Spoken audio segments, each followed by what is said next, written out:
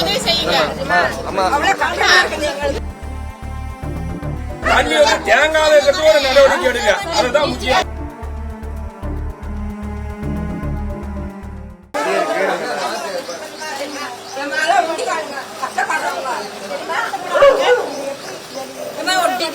மூணு நாளைக்கு முன்னாலேயுமா இதே மாதிரி மழை வந்ததுல இது வந்து 1% தான்மா. இது வந்து வதங்கிடுச்சுங்க. நைட்ல அந்த ஒரு வீடு மூலையில வீட்டுக்குள்ளாரே வந்து குடியிருக்கிற எங்களை விடிய முழிச்சுட்டு கட்டில மேல ஏறி நின்று பாத்துட்டு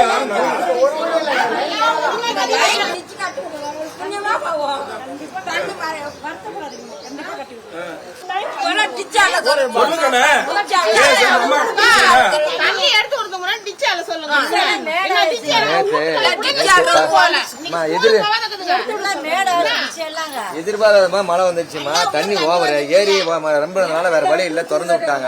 பாதுகாப்பு கருதி கவுன்சில் அம்மா நேற்று வந்து கண்டாரம்லாம் போட்டு சொல்லிட்டு போயிருக்காங்க. அந்த நேரத்துல இவங்க எங்க போவாங்க?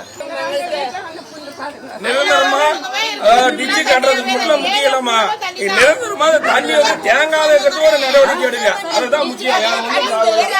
வேற யாரும் எதுவும் கேட்க போறது இல்ல. அவ்வளவு கஷ்டமா இருக்கு. போன் நம்பர்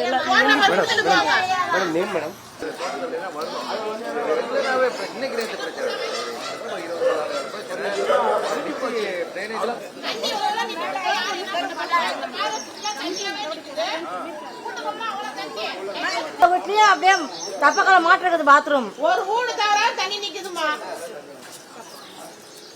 நீங்க பார்த்தாதான் உங்களுக்கு புரியும். இதே நைட் வந்துட்டீங்கன்னா நீங்க உள்ள போயிட முடியாது.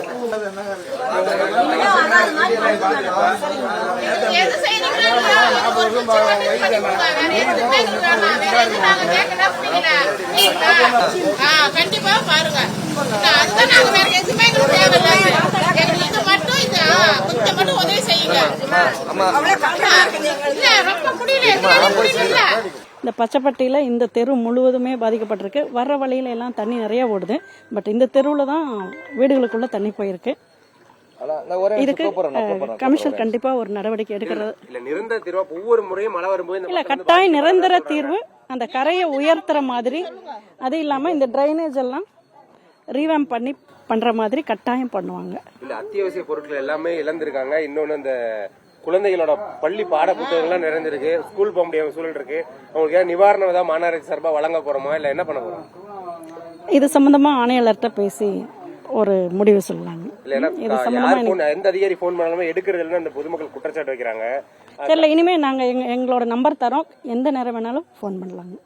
பண்ணி அவங்களோட குறை சொல்லலாம். சொன்ன உடனே நாங்க வந்து பாக்குறோம்.